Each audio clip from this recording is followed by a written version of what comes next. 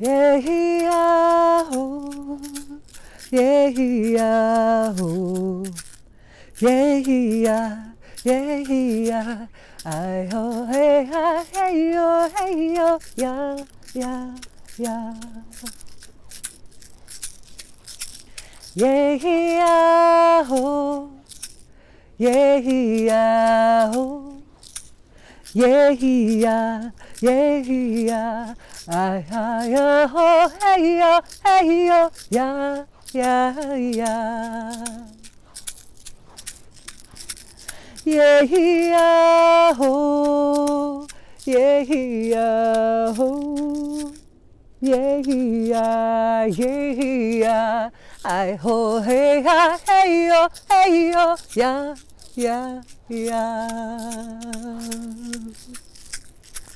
Yeah, oh, yeah, oh, yeah, yeah, hi ho, hey, yo, yeah, yeah,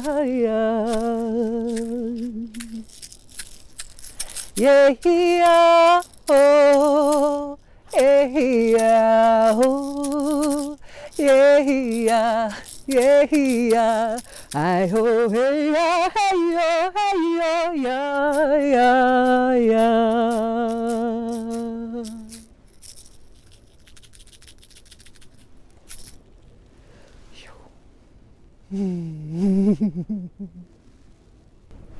Greetings, Rainbow Warriors.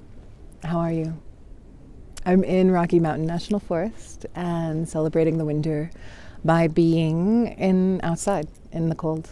And so I thought it would be a good time to connect and to offer a message and to transmit whatever energies cyclically that I have been noticing and being a part of myself. And through that transformation, may it serve you whatever wisdom is shared. So we're coming up on the winter solstice today. Not today, maybe today, depending on when this video comes out. And the end of the year is such a time of people culminating this last year that we had in 2017. And what I really noticed, not only for me, but 2017 itself was at the time of shadow work. And it was a time of people really understanding, I think, all that blocks them from experiencing their true, their truth, their inner alignment, their frequency, and what gets in the way and blocks that.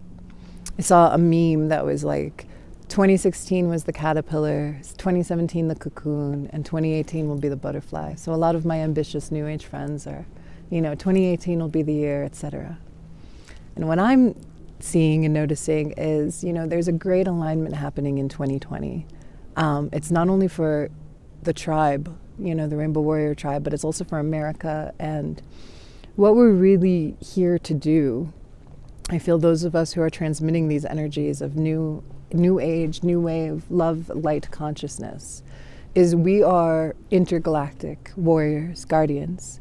And we're taking the threads of every religion, every universal love, all of the mystic poetry, Rumi, all of the truth of universal love, of heart-based consciousness, the truth of what Jesus actually taught. And we are amplifying that way of being in this world instead of a way that is based on greed and separation. And basically, that's the whole mission of our lives. And in order to do that, we have to be honed as leaders. And it's a humbling process into power. I'm a Scorpio. I do a lot of work with astrology. And I'm noticing about myself and my own personal journey, learning about power in all respect to being truly empowered. It's a journey of humility. And those of us who are masters are really not attached to the status of power. And we're in service to something that's greater than ourselves, that's bigger. We're in service to love. So it's important to, and this is one of my truths that I've learned this year, it's important to not blame ourselves for being human, for having lessons to learn, and for being honed. into what true power is, because we, the leaders, the people who feel called to serve this mission, we are examples of holding that power, of holding that truth, and of holding that frequency. So we have to learn how to carry it. And that takes courage to see the parts of ourselves that are not in alignment with that servitude to love, the parts of ourselves that would take from another rather than give, and balance that with true power of knowing that we are royalty divine, that we are the divine masculine and the divine feminine. There's a way of being empowered in the world and owning yourself, your truth, your gifts, and not being cocky about it, and being in it in a way that you're not attached to it. And so this is true power. And there's a lot of us who have asked Great Spirit to be conduits of like super power energy, to be guardians of the light, to be gatekeepers, to be storytellers of this new way of being. And in order to do that, we must face our own shadows, transform and transmute, and then rise from those ashes of ourselves and be able to hold the frequencies of intergalactic consciousness, which are more compassionate and more magnanimous than probably we, even in all of our lives, will ever know. And that's the truth. So, aho. So just to tie it in a little bit to the frequency of the solstice, you know, these are choice points. And whatever seeds you are sowing or you're intending are going to capitalize for the next 3 months. This is a time, and to really recognize that winter is a time of going inward. And it's a really beautiful time of, well, I just want to say that the astrology for this particular year is very unsettling, and there's an instability collectively right now in the world in so many ways. Natural disasters are happening. The politics are insane in America. A lot of people are feeling unsettled. The root chakra is being triggered and traumatized in a huge way. And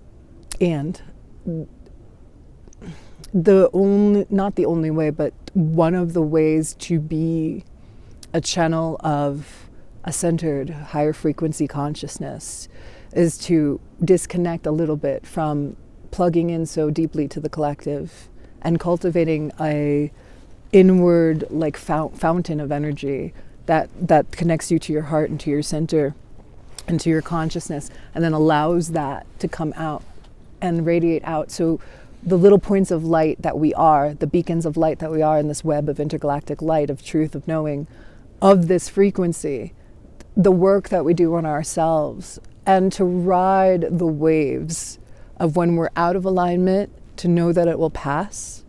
That's a huge gift. If you're out of alignment right now and you're hearing my words, know that it will pass and that you will be brought back bit by bit into your alignment. It may take a few cycles. It might take 2 moon cycles. It might take 3. It might take years sometimes, depending on the transformations that we're going through. But it's the acknowledgement of like one day at a time. There's a way of healing and coming into our true alignment, our true self, our true integrity, and then moving from that place, and then meeting the other people who are kind of maybe more plugged into the matrix, who are unstable or have different priorities, and then we meet them from our hearts as best we can.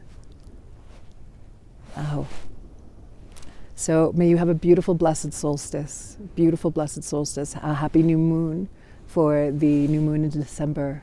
I believe it's a new moon in Sagittarius, or it might not be, because I can't remember. I remember the full moon was in Gemini. Maybe it's in Capricorn, I'm not sure. But anyway, I can be fallible, I'm a human. I love you, and may you be well. And if you need a counseling session, infiniteeverything.net, or reach out to me on Facebook, Michelle Infinity, Infinite Everything. All love, namaste. And so it is, in love, light, and warrior spirit. This is Michelle Infinity. Aho. Yo, yeah, yeah, yeah, I ho, hey, ha, hey, yo, yeah, yeah, yeah.